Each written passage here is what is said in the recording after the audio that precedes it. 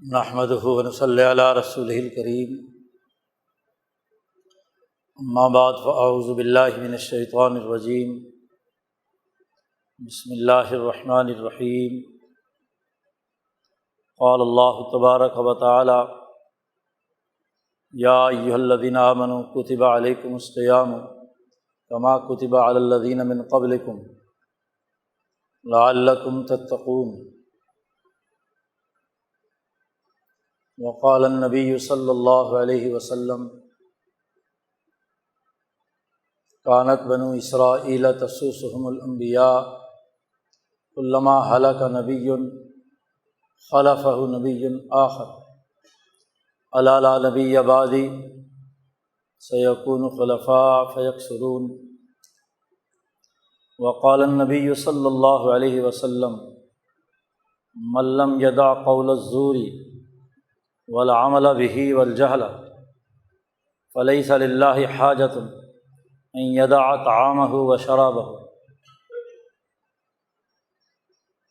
وقال النبی صلی اللہ علیہ وسلم: لا تزال طائفۃ من امتی قائمین علی الحق لا یضرهم من خالفهم۔ صدق اللہ مولانا العظیم وصدق رسولہ النبی الکریم۔ معزز دوستو، رمضان المبارک کی بابرکت ساعات سے ہم گزر رہے ہیں۔ یہ وہ مخصوص ایام ہیں، گنتی کے چند دن ہیں جو اللہ تبارک و تعالیٰ نے انسانی نفوس کو مہذب بنانے، تربیت یافتہ بنانے کے لیے مقرر کیے ہیں۔ دنیا کے تمام کاموں میں ہم دیکھتے ہیں کہ جو لوگ بھی جس پروفیشن کے ساتھ وابستہ ہوتے ہیں انہیں کم از کم سال میں ایک مرتبہ ریفریشر کورس کرائے جاتے ہیں، اپنے شعبے کے حوالے سے کچھ تربیتی مہارتیں، کچھ نظم و نسق اور انتظام سے متعلق امور نئے انداز و اسلوب سے ان کے دل و دماغ میں منتقل کیے جاتے ہیں۔ اللہ پاک کا مقصد انسانیت کو دنیا اور آخرت میں کامیاب بنانا ہے۔ اس اعلیٰ ترین مقصد کے حصول کے لیے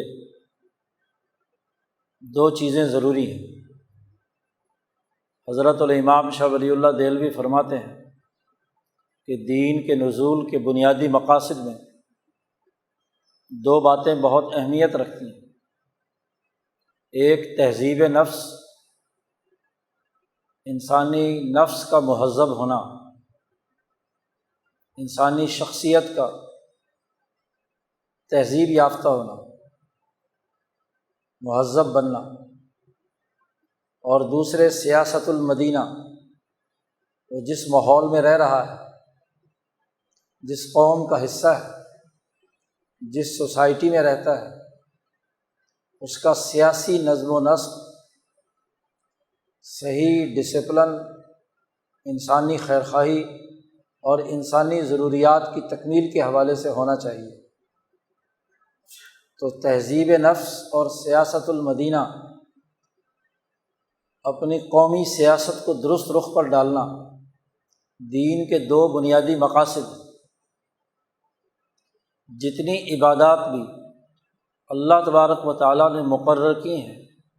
ان سے یہی دو باتیں مقصود ہیں۔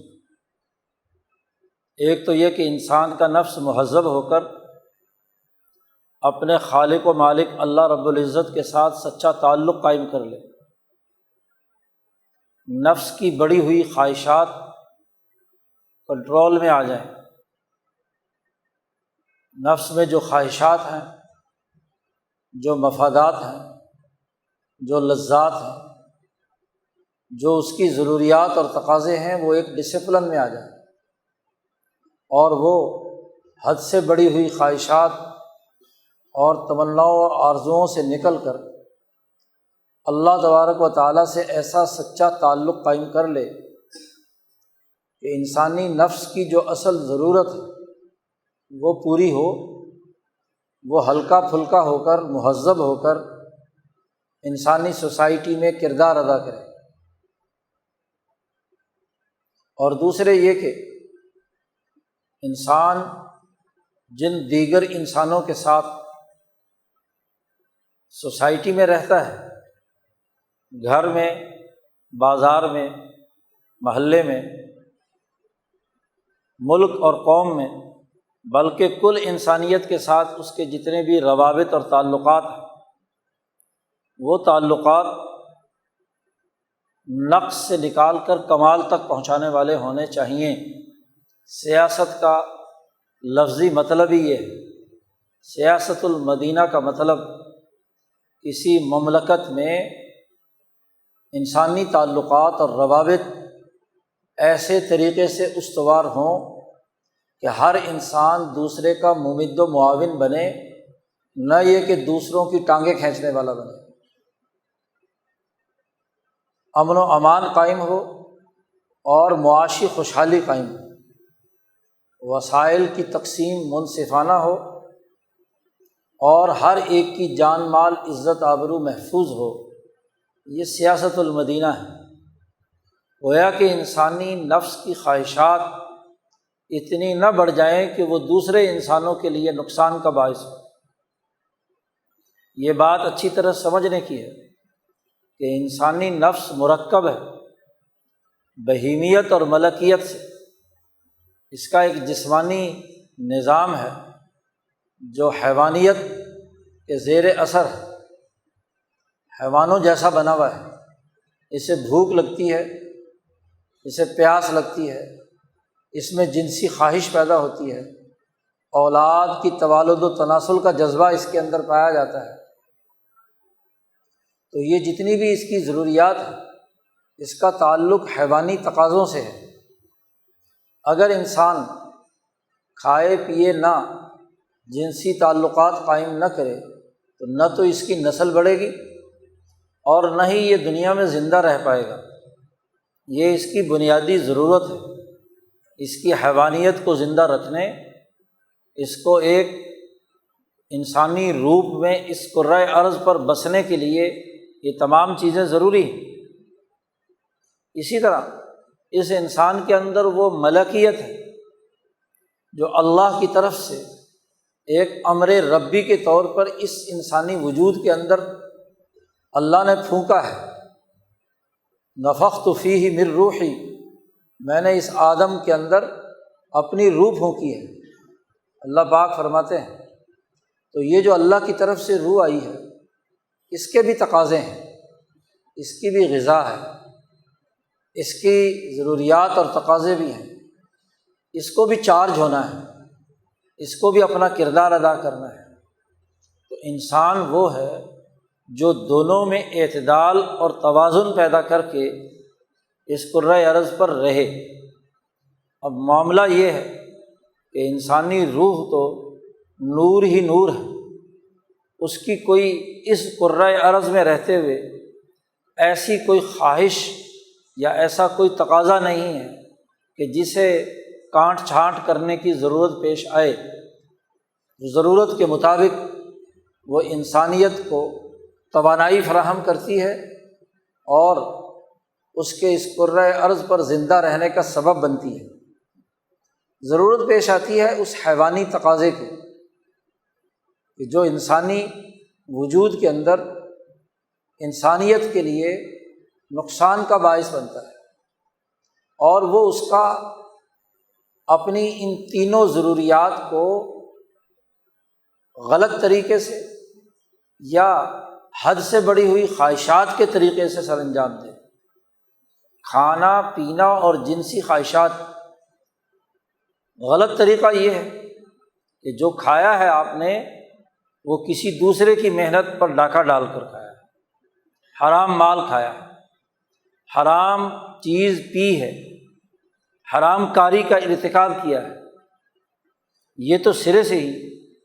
انسانیت کے بنیادی تصور کے خلاف بات ہے۔ انسان انس سے مشتق ہے اور اس کی انسانیت تبھی ہے جب یہ دوسرے انسانوں کے ساتھ انس و محبت سے پیش آئے، لیکن دوسروں کا مال لوٹ کر کھائے گا، دوسروں کی عزتیں پامال کرے گا، دوسروں کا مال چھین کر پیے گا، تو یہ اس کے لیے کیا ہے؟ زہر قاتل ہے۔ اس کی انسانیت کو مسخ کر کے حیوانیت کی سطح پر لے جاتا ہے۔ حیوانوں میں جو بد اخلاقیاں ہیں، حیوانوں کی جو خرابیاں ہیں، وہ اس کے اندر پائی جائیں گی۔ اور دوسرے یہ کہ ہے تو حلال مال، رزق حلال ہے، اپنی محنت سے کمایا ہے، مشقت کر کے کمایا ہے، کھانا بھی حلال کا ہے، پینا بھی حلال کا ہے، اور جنسی تعلق بھی حلال شادی کے ذریعے سے انسان پوری کرتا ہے، لیکن 11 مہینے تک کھلی چھوٹ کے بعد ضروری ہے کہ اس پر بھی حد بندی کی جائے، کیونکہ کثرت سے کھانا، کثرت سے پینا اور کثرت سے شہوات کے اندر مبتلا ہونا، یہ بھی انسانیت کے اندر بیماریاں پیدا کرتا ہے۔ تو اس پورے سال میں 1 مہینے کے روزے ہم پر فرض کیے گئے کہ اس میں ہم ان تینوں چیزوں پر کنٹرول کریں۔ کھانا بھی ایک محدود وقت میں، مقررہ وقت میں کھایا جائے اور ضرورت کے مطابق کھایا جائے، پینا بھی ایک مخصوص وقت میں اور اپنی ضرورت کے مطابق ہو، اور جنسی خواہشات کے لیے بھی وقت مقرر کر دیا۔ تو یہ تینوں اوقات، تینوں چیزوں کے لیے اوقات مقرر کر کے انسانی نفس کی جو بڑی ہوئی حرص ہے، کھانے کی، پینے کی اور شہوات کی، ان کو روکا گیا ہے۔ جب انسان ان تینوں چیزوں پر کنٹرول حاصل کرتا ہے تو اس کی 3 چیزیں طاقتور بنتی ہیں، اس کی عقل، اس کا قلب اور اس کا نفس۔ خواہشات شہوانی کو کنٹرول کرنے سے انسان کا نفس مہذب ہو کر طاقتور بنتا ہے، اور وہ ان احکامات الہیہ اور روح حقیقی کے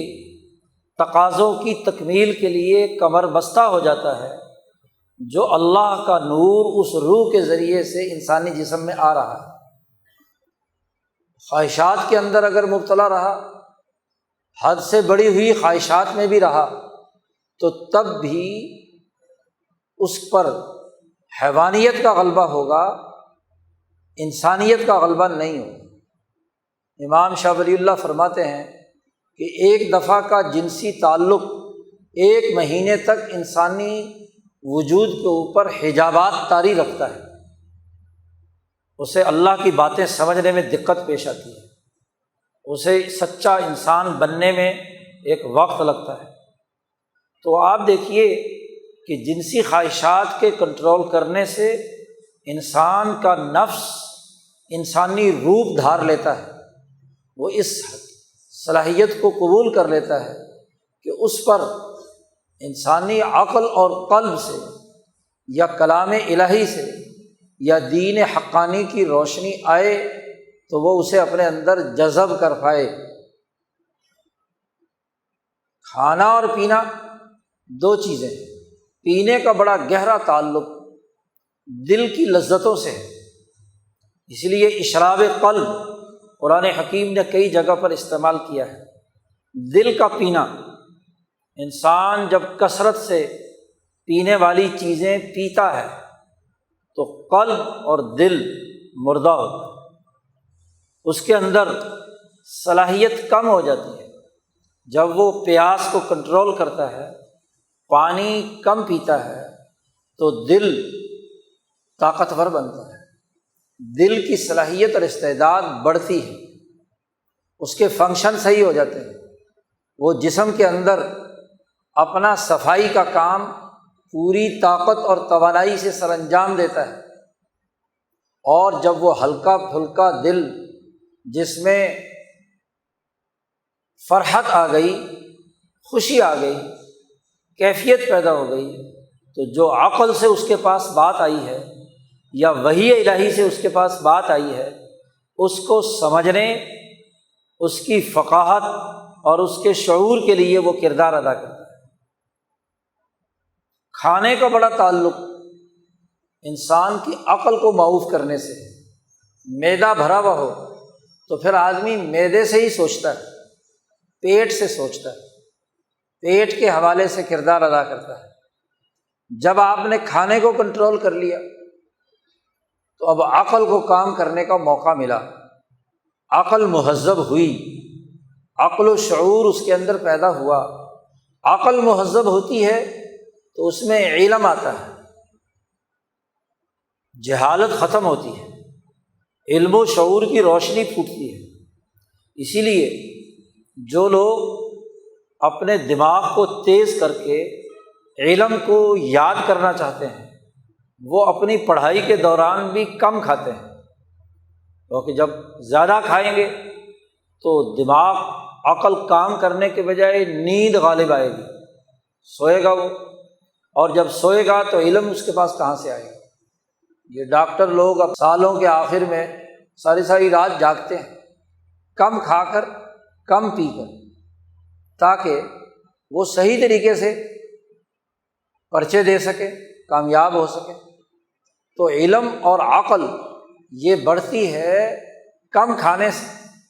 معدے کو کم کام کرنا پڑے گا، گرانی کم ہوگی تو انسان کا ذہن، اس کی عقل اچھی طرح سوچے گی، اور علم جو علم نبوت ہے، وحی الہی کا ہے، عقلی علم ہے، وہ علوم اس کے دماغ کو روشن کریں گے۔ اس لیے اللہ پاک نے ان تین چیزوں کو روک دیا جس کے ذریعے سے انسانی عقل مہذب ہو، علم و شعور حاصل کرنے والی ہو، انسانی قلب سمجھداری کا کردار ادا کرے، فقہ القلب، دل کی سمجھ اور بوجھ بڑھے، وہ فرحت حاصل کرے ان علوم سے جو اس کی عقل کے راستے سے اس پر آئے ہیں، جو وحی الہی کے راستے سے اس پر آئے ہیں، جو سچا علم اس کے اوپر آیا ہے تو اس سچائی کو قبول کرتا ہے۔ آپ دیکھیے کہ یہی قلب کی سچائی ایک کردار ادا کرتی ہے، اور اسی طرح انسان کا نفس جب مہذب ہوتا ہے تو اس کے اعمال بالکل درست ہو جاتے ہیں، عمل اس علم کے مطابق ہوتا ہے جو اس کی عقل میں آیا، اس عزم کے مطابق ہوتا ہے جو اس کے قلب میں آیا، اور اس کے مطابق اس کے اعمال و افعال اس کے اعضاء نے پورے کیے۔ نفس آپ کے تمام اعضاء کو کنٹرول کرنے کا مرکز ہے، نفس ہی ارادہ کرتا ہے کسی کام کا تو ہاتھ اس کے لیے اٹھتے ہیں، پاؤں اس کے لیے اٹھتے ہیں، دماغ اس کے بارے میں سوچتا ہے، بھوک لگی ہوئی ہو اور کھانے کا ارادہ ہو تو پاؤں جہاں کھانا ملتا ہے وہاں جا لے کر جائیں گے، ہاتھ اس کا لقمہ بنا کر منہ میں ڈالیں گے، وغیرہ وغیرہ۔ تو اعمال کو کنٹرول کرنے کا مرکز انسان کا نفس ہے۔ تو تین چیزیں روکی، ان میں اعتدال پیدا کیا تاکہ یہ تین چیزیں مہذب بنیں، اور پھر ان تینوں کے مہذب کرنے ہی کا نام روزہ ہے۔ یہ جو حدیث تلاوت کی ہے امام بخاری رحمہ اللہ نے اسے روایت کیا ہے، حضرت ابو ہریرہ رضی اللہ تعالی عنہ روایت کرتے ہیں کہ نبی اکرم صلی اللہ علیہ وسلم نے ارشاد فرمایا کہ جو آدمی تین باتیں نہیں چھوڑتا اور روزہ رکھتا ہے تو ایسے آدمی کہ جس روزے کے ذریعے سے وہ کھانا پینا اور شہوات کو روک رہا ہے، اللہ کو اس کی ضرورت نہیں ہے۔ من لم یدع قول الزور والعمل بہ والجہل، تین باتیں فرمائی کہ جو آدمی روزے کی حالت میں جھوٹی بات کہنا نہیں چھوڑتا، قول الزور، جھوٹی بات کہنا نہیں چھوڑتا، والعمل بہ، اور جھوٹی بات پر عمل کرنا نہیں چھوڑتا، اور والجہل، اور جاہلانہ باتیں نہیں چھوڑتا، جہالت نہیں چھوڑتا۔ تو ایسے آدمی کے بارے میں رسول اللہ صلی اللہ علیہ وسلم فرماتے ہیں کہ اللہ کو کوئی حاجت اور ضرورت نہیں ہے، فلیس للہ حاجۃ،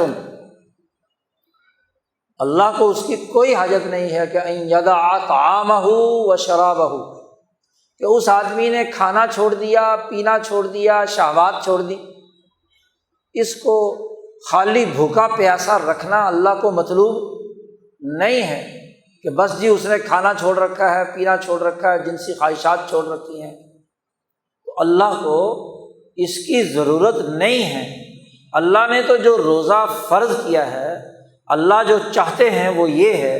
کہ اس روزے کے ذریعے سے جھوٹی بات کہنا چھوڑ دے اور اس کے مقابلے میں قول الصدق، سچی بات کہنا شروع کر دے۔ اس کی عادت بن جائے اس رمضان کے روزے سے کہ اس کے اندر سچی بات کہنے کا حوصلہ ہو، سچائی پر قائم رہے، کھری بات کہے، جھوٹی بات نہ کہے۔ قول زور فرمایا، اور قول زور وہ بات ہے جو انتہا درجے بالکل ہی غلط۔ اللہ پاک نے یہ الفاظ قرآن حکیم میں بھی استعمال فرمائے ہیں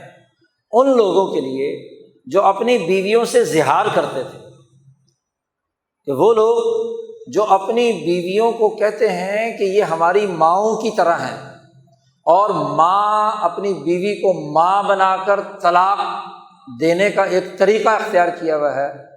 جسے زہار کہتے ہیں، تو اللہ پاک نے فرمایا کہ یہ ایسی بات کہہ رہے ہیں جو انتہائی منکر ہے، بالکل ہی غلط بات ہے، جاہلانہ بات ہے، اور قول زور ہے، جھوٹ پر مبنی یہ بات ہے۔ اللہ پاک نے فرمایا انسان کی ماں تو وہ ہوتی ہے جس کی پیٹ سے نکلا ہے، ان امہاتہم الا اللائی ولدنہم، بھلا جس سے بہت سارے بچے پیدا کر لیے اس بیوی کو ماں بنانا یہ سراسر جھوٹ ہے، سراسر قول منکر ہے، سراسر زور ہے۔ اس لیے وہ عورت بڑھیا جس کے مسئلے میں یہ آیات مبارکہ نازل ہوئی تھی، حضرت خولہ رضی اللہ تعالی عنہا، انہوں نے آ کر جب ان کے خامد نے بڑھاپے میں انہیں یہ زہار کر کے اس کو اپنی ماں بنا لیا، تو رسول اللہ صلی اللہ علیہ وسلم سے آ کر وہ جھگڑی، اور اس نے کہا عجیب بات ہے، اس نے اتنے بچے پیدا کر لیے، دودھ میں بچوں کو پلا پلا کر میں تھک گئی، اور پھر اب یہ کہتا ہے کہ یہ میری ماں ہے، بھلا کوئی عقل کی بات ہے؟ جی یہ کیسے اپنی ماں بنا رہا ہے مجھے، اور کیسے ماں بنا کر مجھے طلاق دے رہا ہے، کس بنیاد پر؟ قد سمع اللہ قول التی تجادلک فی زوجہا، جی وہ عورت جو اے محمد صلی اللہ علیہ وسلم آپ سے جھگڑ رہی تھی اور دلیل سے جھگڑ رہی تھی، اس لیے اللہ تعالیٰ نے اسے جدال سے تعبیر کیا کہ آپ سے جھگڑ رہی تھی کہ بھلا میں اس کی اتنے سال بیوی رہی، اتنے میں نے اس کے بچے پیدا کیے، میں نے اپنے آپ کو فنا کر لیا، اب وہ کہتا ہے یہ میری ماں ہے۔ حضرت عائشہ صدیقہ فرماتی ہیں کہ وہ عورت میرے ہی حجرے میں حضور صلی اللہ علیہ وسلم سے باتیں کر رہی تھی، اور مجھے اس کی باتیں نہیں صحیح طور پر سنائی دے رہی تھیں، لیکن اللہ نے عرش پہ سن لی اس کی بات، اور اللہ نے کہا کہ یہ کیسے ہو سکتا ہے، ماں صرف وہی ہے جس سے پیدا ہوئے ہو، اور وہ ایک ہی ہوتی ہے، وہ جیسی کیسی بھی ہے وہی ماں ہے، تم اپنی ماں بدل نہیں سکتے، کوئی بھی آدمی اپنی ماں نہیں بدل سکتا، پیدا ہونے کے بعد بدل سکتا ہے، ماں وہی ہے جس سے پیدا ہوئے، اس کے علاوہ کوئی ماں نہیں۔ تو اللہ پاک نے اس کو کہا یہ قول منکر ہے اور قول زور ہے، جھوٹی بات ہے، سراسر غلط بات ہے، 1% بھی اس کے اندر سچائی نہیں ہے۔ قول زور وہ ہوتا ہے جو 100% جھوٹا ہو، بالکل غلط ہو۔ تو رسول اللہ صلی اللہ علیہ وسلم نے فرمایا کہ ایک آدمی روزہ رکھے، بھوک پیاس برداشت کرے، اور پھر روزے کا اثر اس کی گفتگو، اس کی زبان پر جاری نہ ہو، وہ سچائی کو قبول کرنے کے بجائے جھوٹی باتیں کرے، قول زور کرے۔ انسان بولتا ہے کہ جب اس کے دل میں جو بات آتی ہے تو اس دل کا اظہار ما فی الضمیر کا اظہار زبان سے کرتا ہے۔ دل اگر بگڑا ہوا ہے، اس کے اندر کسی کی محبت ایسے بیٹھ گئی جو کفر و ظلم پر مبنی ہے، اشربوا فی قلوبہم العجل، جن کے دلوں نے بچھڑے کی محبت کا پانی پی لیا، تو اس کے نتیجے میں انہوں نے جھوٹی باتیں کہی، کہا کہ یہ وہ خدا ہے، موسیٰ کا بھی خدا ہے اس بچھڑا، اور موسیٰ بھول کر کہاں ہے، پہاڑ پر چلے گئے، الہکم و الہ موسیٰ فنسیٰ، تو جھوٹی بات ہے، سرے سے غلط بات تھی۔ تو آپ دیکھیے کہ اس غلط بات کو جو دل سے، یعنی دل کے ضمیر کا جو زبان سے اظہار ہوا، وہ سرے سے غلط ہے، قول زور ہے۔ اور دل جب کسی کی محبت میں مبتلا ہوتا ہے، مال کی محبت ہے، تو مال کی بددیانتی یا لوٹ مار کے لیے جھوٹی بات کہے گا۔ کوئی عہدے کی محبت دل میں رچ بس گئی تو وہ اس عہدے اور جاہ پرستی کے لیے جھوٹ بولے گا، اقتدار نہ چلا جائے، لیڈرشپ ختم نہ ہو جائے، کوئی مالی مفاد کو نقصان نہ پہنچے، تو انسان قول الزور، جھوٹی بات نکالتا ہے۔ دل کی خرابی کے اثرات جھوٹی بات پر پڑتے ہیں۔ دل صاف ستھرا ہے تو وہ سچائی کو قبول کرتا ہے اور سچائی کو ہی ظاہر کرتا ہے، اور سچی بات اللہ کو پسند ہے۔ قلب نے گویا کہ سچائی کو پیا ہے، اللہ اور اس کے رسول کے پیغام کو دل و جان سے اس نے قبول کیا ہے، تو بات بھی اس کی زبان سے سچی نکلے گی۔ دوسری بات فرمائی کہ والعمل بہ، کہ اس جھوٹ پر عمل کرنا نہیں چھوڑا اس نے۔ جھوٹی بات زبان سے کہنا بھی جرم، اور جھوٹی پراپگنڈے، جھوٹی بات اور جھوٹے پراپگنڈے کے پیچھے چل کر عمل کرنا انسانی جسم کا، انسانی اعضاء کا، اور یہ نفس کے تقاضے سے ہوتا ہے۔ نفس حکم دیتا ہے کہ یہ عمل کرو، فلانی جگہ جاؤ، فلانا کام کرو، فلاں چیز پکڑو، فلاں کا مال لوٹ لو، فلاں کو تشدد کا نشانہ بناؤ، فلاں موقع پر پہنچو، نفس حکم دیتا ہے۔ تو اگر جھوٹ کی بات ہو، جھوٹا پراپگنڈا ہو، جھوٹا نظام ہو، جھوٹا کردار ہو، اور آدمی اس جھوٹے نظام کا اعلی کار بن کر اعمال کرے، تو کیا نتیجہ نکلے گا؟ روزے سے مقصد تو یہ تھا کہ یہ جھوٹی بات قبول بھی نہ کرے اور جھوٹی بات پر عمل بھی نہ کرے، والعمل بہ۔ تو نفس جس کا مرکز، جس کے ذریعے سے انسانی اعمال سرزد ہوتے ہیں، اس کی ذمہ داری ہے کہ اس روزے رمضان کے روزے کے نتیجے میں وہ اس کا نفس کنٹرول ہو جائے اور ظلم کے نظام کا ساتھ نہ دے، عملی طور پر اس جھوٹی بات کے پیچھے نہ چلے، اور عمل بھی۔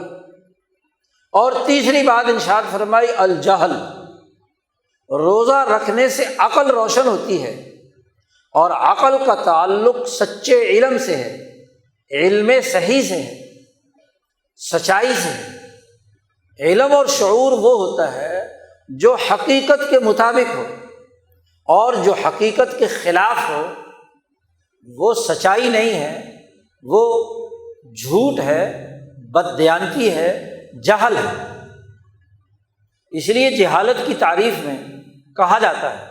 کہ ہر بد عملی وہ جہالت کا شاخسانہ ہوتا ہے، ہر جھوٹی بات قبول کرنا اور بولنا وہ جہالت کی وجہ سے ہوتا ہے۔ آدمی کسی چیز سے واقف نہیں ہوتا تو اس کے نتیجے میں اس کی زبان سے انٹ شنٹ باتیں نکل رہی ہیں، بغیر کسی علم کے، بغیر کسی اس کے، جاہلانہ باتیں کر رہا ہے اور جاہلانہ اعمال کر رہا ہے۔ گویا کہ علم ضروری تھا، تو روزہ جو انسان کے اندر علم پیدا کرنے کے لیے آیا ہے، اور روزہ رکھنے کے باوجود اس نے علم حاصل نہیں کیا، علم و شعور پیدا نہیں کیا، جہالت اس نے طاری رکھی، تو اللہ کو ایسے بھوک پیاس کی کوئی ضرورت اور حاجت نہیں ہے۔ 3 باتیں واضح کر دی، 3 چیزیں رکنے کے نتیجے میں 3 کام ہونے چاہیے: قول صدق، سچی بات کہنا، سچی بات پر عمل کرنا، اور علم و شعور کا پیدا ہونا۔ علم ہی ہوگا تو سچی بات نکلے گی، کیونکہ سچائی اور جھوٹ کا تعلق کسی واقعے کی حکایت سے ہوتا ہے، کہ کوئی واقعہ وقوع پذیر ہوا ہے، آپ جیسا واقعہ ہوا ہے، جیسے بات ہوئی ہے، اسی طرح من و عن بیان کریں، تو یہ صدق ہے، سچائی ہے۔ یہ لفظ من و عن ہے، یہ سارے اینکر پرسن بھی اور پتہ نہیں کیا کیا بڑے بڑے من و عن پڑھتے ہیں۔ من کوئی لفظ نہیں ہے اس حوالے سے، اور عن کوئی لفظ نہیں ہے اس حوالے سے، من و عن ہے مکمل طور پر، اول سے آخر تک جو بات درست طور پر ہے وہ یہ کہ اگر اسی طرح جیسے کہ وہ تھی، وہ واقعہ وقوع پذیر ہوا ہے، وہ بات ہوئی ہے، اس بات کو پورے طریقے سے بیان کرنا، یہ قول الصدق۔ اور اس میں ملاوٹ کر دینا خواہشات کی بنیاد پر، جہالت کی بنیاد پر، حماقت کی بنیاد پر، اس میں ایسے اضافے کر دینا یا کمی کر دینا کہ جس سے بات کا جو اصل مقصد ہے وہ کچھ سے کچھ ہو جائے، مطلب ہی بدل جائے، تو اسے کذب کہتے ہیں، جھوٹ کہتے ہیں، زور کہتے ہیں۔ اور پورے طریقے سے پلاننگ کے ساتھ جھوٹ بولا جائے تو یہ قول زور ہے۔ ایک تو یہ کہ اتفاق سے جھوٹ نکل گیا، کچھ واقعات کی کچھ کڑیاں صحیح تھی، کچھ ملاوٹ، لیکن 100% آپ نے جو کہانی بیان کی ہے اس کا حقیقت سے کوئی تعلق نہیں ہے، یہ قول زور ہے۔ 1% بھی اس میں سچائی نہیں ہے، 100% جھوٹ ہی جھوٹ ہے۔ جو کچھ واقعہ یا بیانیہ یا جو گفتگو کی گئی ہے وہ ساری کی ساری A to Z بالکل کیا ہے؟ خلاف حقیقت ہے، یہ قول زور۔ تو ایسی جھوٹی بات اگر اس کے اندر موجود ہے تو گویا کہ روزے نے اس کے اندر قول صدق پیدا نہیں کیا۔ روزہ تو اس لیے فرض کیا تھا کہ یہ اپنی خواہشات کو کنٹرول کر کے، اپنے کھانے پینے کو کنٹرول کر کے اپنے اندر سچائی کی عادت پیدا کرے، سچی بات کہا کرے، سچی بات بولا کرے، سچا بیانیہ قبول کیا کرے، سچائی واقعات کی سچائی تک پہنچنے کی جدوجہد اور کوشش کرے۔ روزہ تو اس لیے فرض کیا گیا تھا اس کو مہذب بنانے کے لیے کہ یہ جھوٹی بات پر عمل نہ کرے۔ خود تو اس نے جھوٹی بات نہیں کہی، خود تو بہت نیک آدمی ہے، سچی بات کہتا ہے۔ بہت سے نیک ہوتے ہیں کہ اپنی ذاتی زندگی میں انہوں نے کبھی جھوٹ بولا نہیں ہوتا، لیکن سوسائٹی میں جو جھوٹا عمل چل رہا ہے، بالخصوص سسٹم کا جھوٹ، حکمرانوں کا جھوٹ، لیڈروں کا جھوٹ، اور اس جھوٹ کی بنیاد پر وہ عمل کر رہا ہے، تو یہ بھی تو جرم ہے۔ خود ذاتی طور پر سچا ہے لیکن جھوٹے نظام کا اعلی کار ہے، جھوٹی بات پر عمل کر رہا ہے، جھوٹ کو اس نے تسلیم کر کے اپنے عملی زندگی کے تمام کام سر انجام دیے ہیں، تو یہ بھی تہذیب نفس کے خلاف بات ہے۔ ایسا نہیں ہو سکتا کہ زبان تو سچ بولے اور عمل اس سچائی کے خلاف کام کرے۔ نفس انسان کو ایسے اعمال پر ابھارے جو اس سچائی کے بجائے جھوٹے نظام کے لیے اعلی کاری کا کردار ادا کرے، تو گویا کہ ایسا شخص، اس کا نفس مہذب نہیں ہوا، اس میں تہذیب پیدا نہیں ہوئی۔ اور جب تہذیب پیدا نہیں ہوئی تو روزے کا پورا اثر نہیں آیا اس میں۔ اور تیسری اہم ترین بات کہ روزے کے نتیجے میں اس کے نفس کو مہذب کرنے کا مطلب یہ تھا کہ یہ جہالت چھوڑ کر علم و شعور اور عقل کی بات اپنے اندر پیدا کرے۔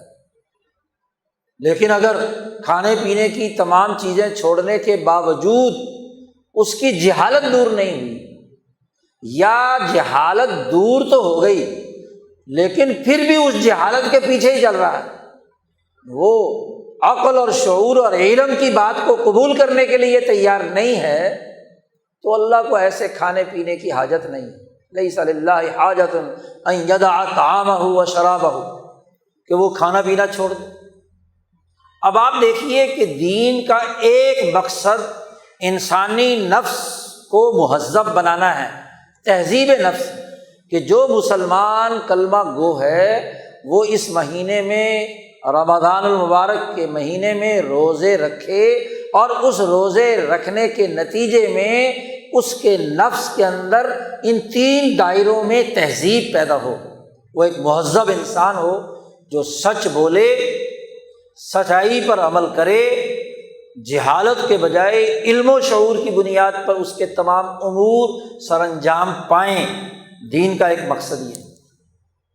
اور دین کا دوسرا مقصد یہ ہے کہ سیاست المدینہ، جس سوسائٹی میں، جس ماحول میں، جس مملکت میں، جس قوم میں وہ رہتا ہے، اس کی سیاست بھی مہذب ہو۔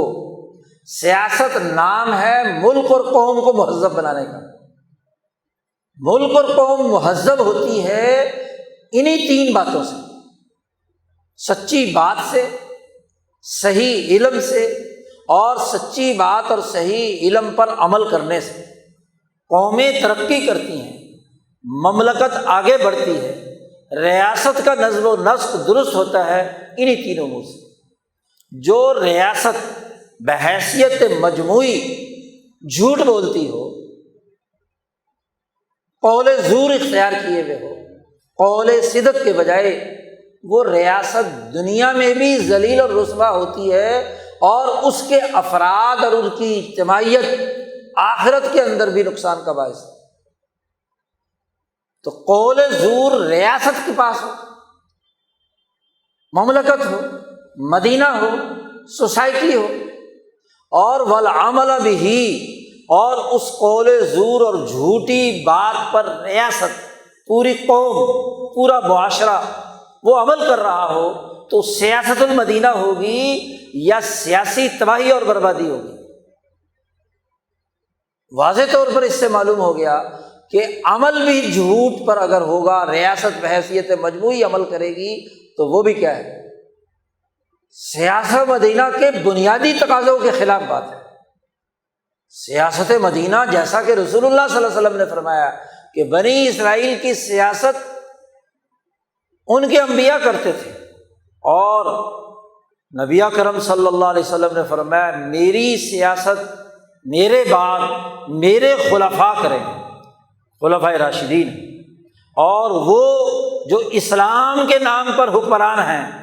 ان کا کام ہے سیاست المدینہ مہذب بنانا، اسی انداز میں اپنی قوم کو جو نبی اکرم صلی اللہ علیہ وسلم نے جیسے اپنی قوم کو ترقی اور کامیابی دی۔ تو ریاستی قول زور،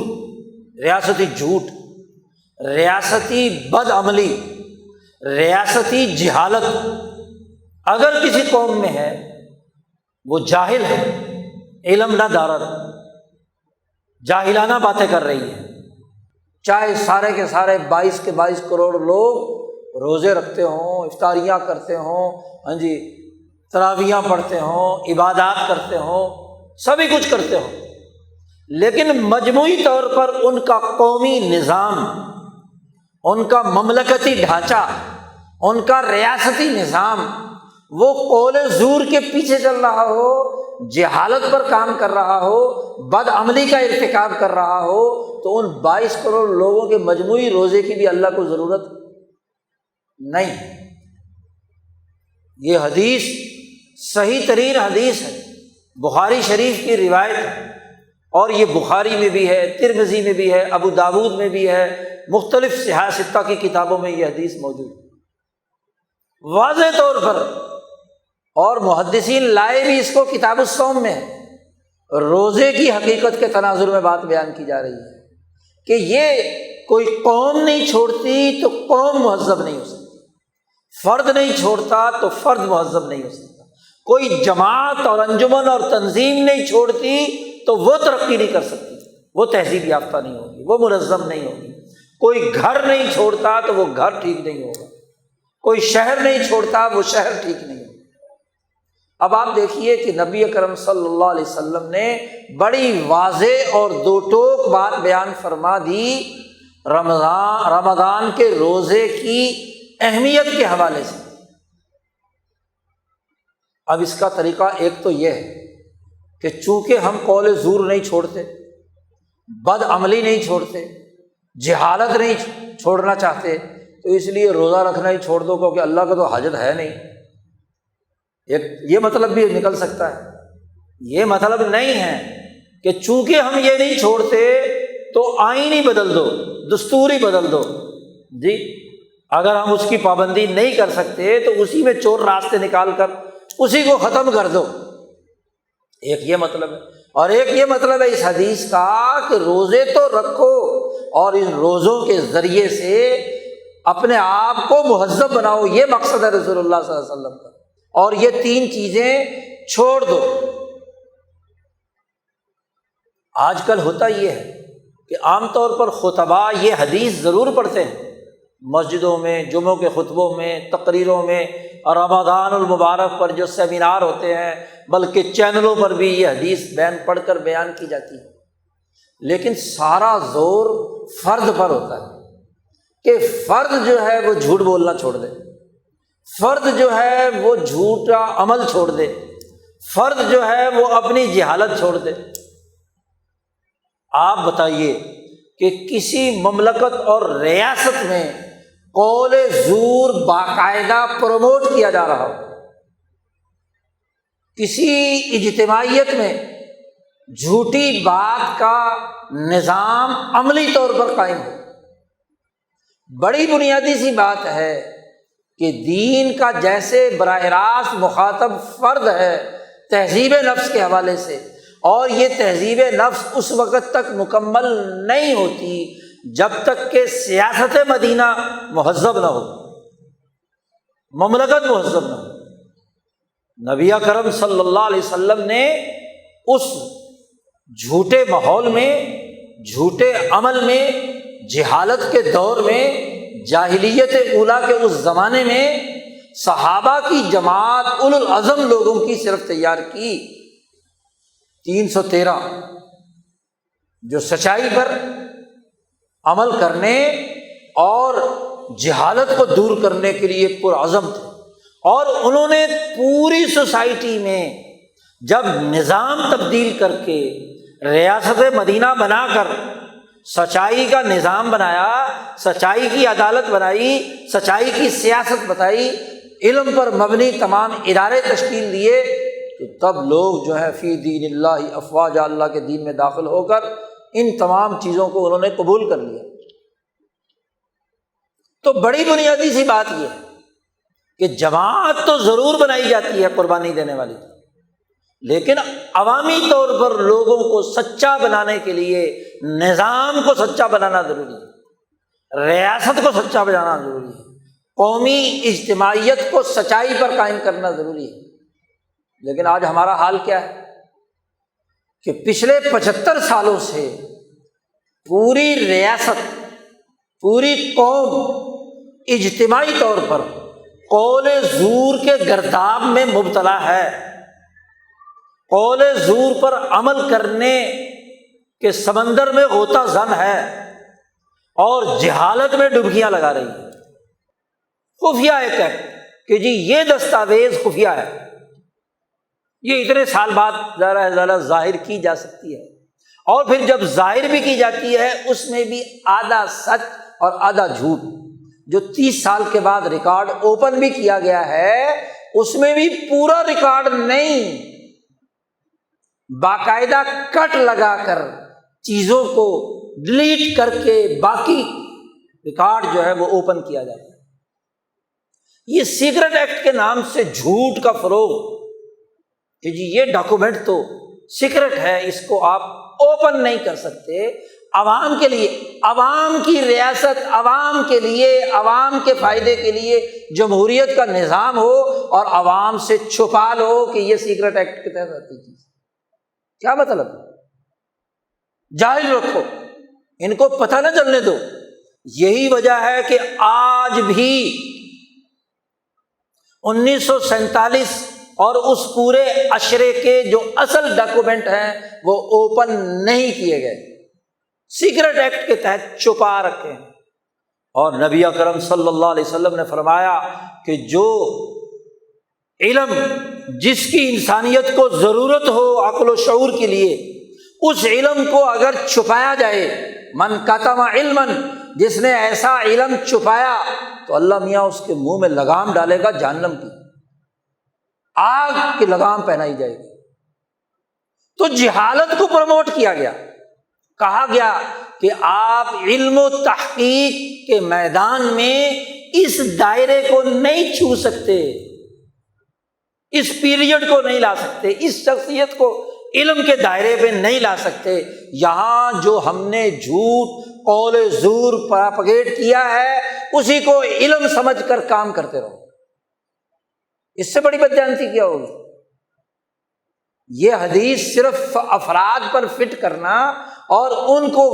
ملامت کرنا کہ انہوں نے جھوٹ نہیں چھوڑا، انہوں نے عمل نہیں چھوڑا، انہوں نے جہالت کے سمندر میں غوطہ زن،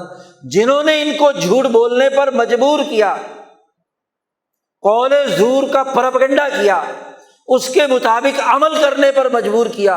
جنہوں نے جہالت کے فروغ کے لیے کردار ادا کیا، اس پر کوئی گفتگو نہیں ہے۔ حالانکہ دین کا مقصد اس مملکت کے ریاستی نظم و نسق کے نظام کو درست کرنے سے متعلق، اس کو مہذب بنانے سے متعلق۔ یہ کیسے ہے کہ فرد تو مہذب ہو اور ریاست جھوٹی ہو؟ فرد تو سچ بولے اور ریاست جھوٹ بولتی رہے، جہالت فروغ دیتی رہے۔ اور پھر اس جہالت کا شاخسانہ دیکھیے کہ ایک ڈاکومنٹ ہے، وہ عوام کو تو نہیں دکھایا جا سکتا، سیکرٹ ہے جی، لیکن اس کی ایک تشریح ایک کر رہا ہے، دوسرا تشریح دوسری کر رہا ہے، چینل آپس میں لڑ رہے ہیں کہ اس ڈاکومنٹ کا وزیر اعظم نے جو مطلب بیان کیا ہے وہ یہ ہے، اور فلاں ادارے کے ترجمان نے جو بات بیان کی اس کا مطلب یہ ہے۔ اگر سچ کھل کر سامنے آ جائے تو یہ بہت سارے مطالب نکالے جا سکتے ہیں، یہ چینلوں کی دھما چوکڑی مچ سکتی ہے،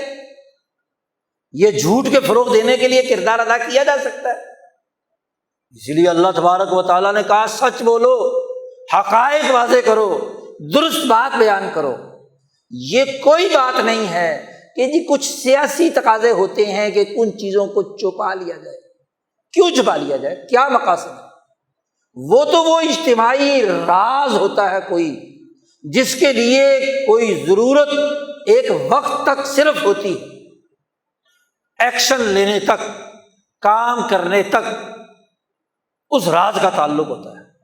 اس کی اساس پر، اور وہ بھی اس لیے کہ انسانی خیرخواہی، انسانی فلاح و بہبود کے بعض مقاصد کو سامنے رکھنے کے لیے۔ یہ نہیں ہے کہ بنیادی سرے سے جھوٹ ہو، جہالت ہو، بددیانتی ہو، لوگوں کے حق کو غصب کرنا ہو۔ ان کے لیے کیا ہے؟ ایک نیا جال ان کے لیے لا کر ان کو پھنسانا ہو، تو جھوٹ بولنے کا چلن، جھوٹی سیاست کا کام، اسلام کے نام پر ملک لیا،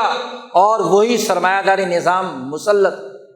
سرمایہ داری نظام مسلط ہے، اور پھر دو چہرے بنا دیے گئے۔ ایک چہرہ وہ جو پچھلے 100 سال سے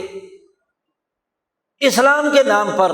اس خطے میں جھوٹ کو فروغ دینے کے لیے کردار ادا کر رہا ہے، اور ایک نیا چہرہ بنایا ہے سرمایہ داری نظام کو جدید خطوط پر منظم کرنے کے لیے، اور وہاں امریکہ مخالف جذبات ابھار کر امریکہ کے اس گروپ کے سرمایہ داری نظام کو جدید خطوط پر استوار کرنے کا ڈرامہ رچایا جا رہا ہے، جس کے پیچھے لوگ لاکھوں اور کروڑوں کے مجمع جمع ہو رہے ہیں۔ اصل بات یہ ہے، قول صدق یہ ہے کہ پاکستان میں سرمایہ داری نظام ہے، اور اس وقت دنیا بھر میں سرمایہ داری نظام کو چیلنجز درپیش ہیں۔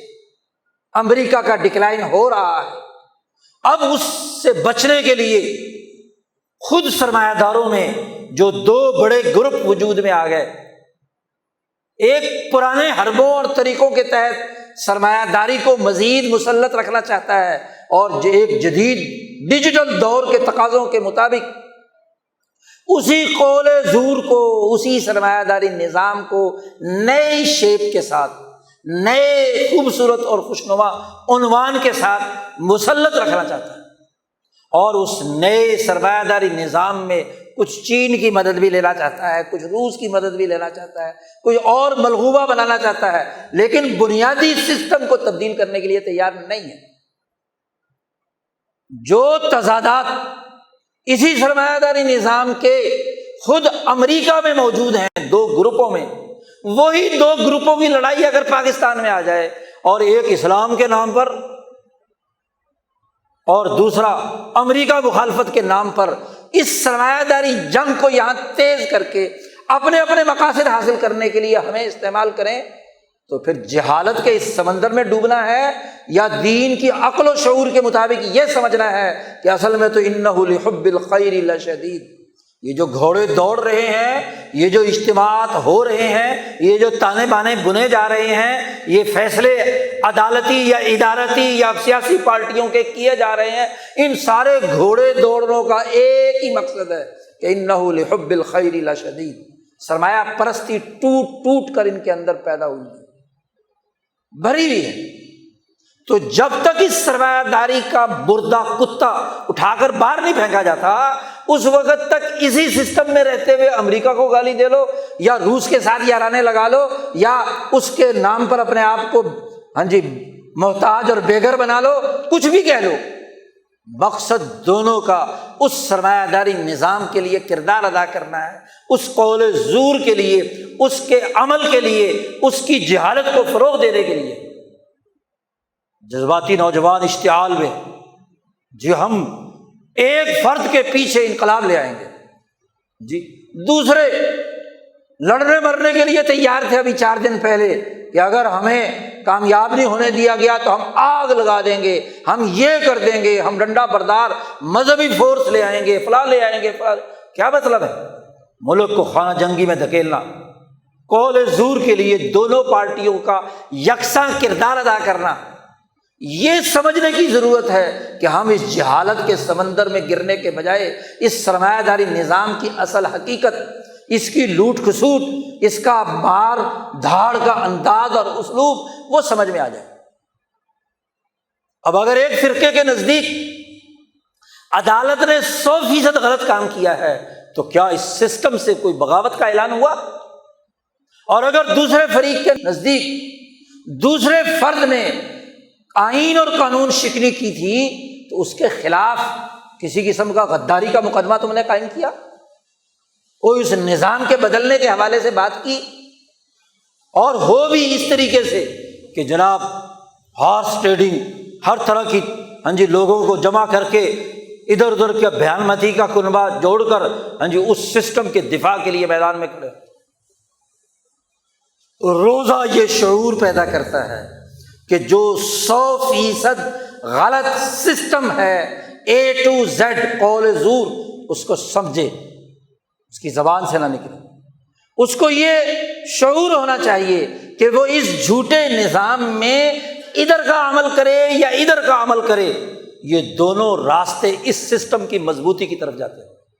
اس سسٹم سے مفادات اٹھانے کی طرف جاتے ہیں۔ اسے یہ شعور ہونا چاہیے کہ یہ دونوں پارٹیاں جہالت کی وہ سیاہ رات تم پر مسلط رکھنا چاہتی ہے، جس کے ذریعے سے قوم کا اصل اور حقیقی کردار قول صدق پر مبنی، سچائی پر مبنی، عدل پر مبنی، انسانیت کی ترقی پر مبنی، علم پر مبنی ہو، وہ نہ ہو،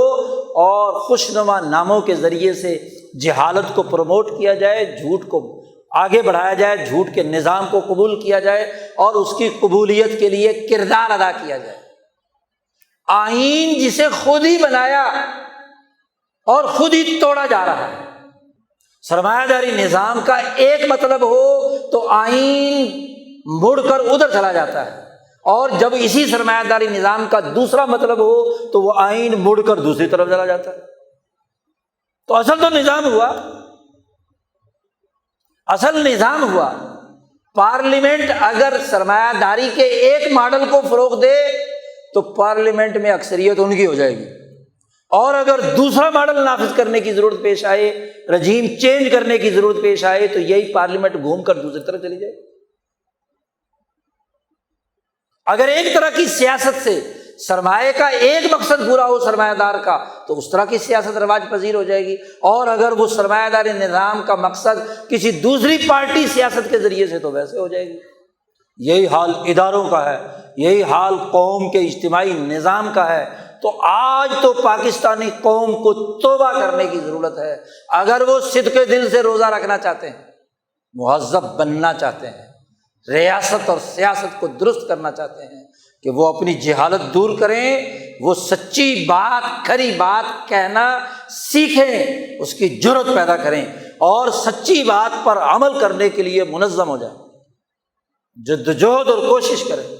نہ کہ انتشار ان کے اندر پیدا ہو، نہ کہ یہ دوسروں کے اعلی کار ہوں، کبھی تبدیلی کے نعرے کے پیچھے، کبھی اسلام کے نعرے کے پیچھے، کبھی پارٹیوں کے نعروں کے پیچھے گھومتے پھرے۔ نہیں، اپنا عمل درست کریں، اپنا قول درست کریں، اور اپنی جہالت دور کر کے عقل و شعور استعمال کریں۔